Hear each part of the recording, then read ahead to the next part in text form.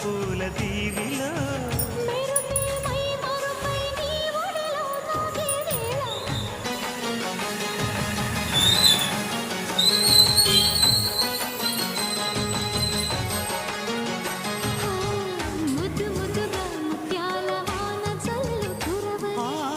మెత్త మెత్తగా వయ్యారమంత కడిని చూడని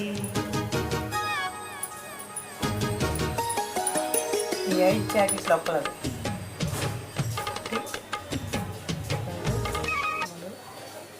4, 5 కస్టమర్ ఇవన్నీ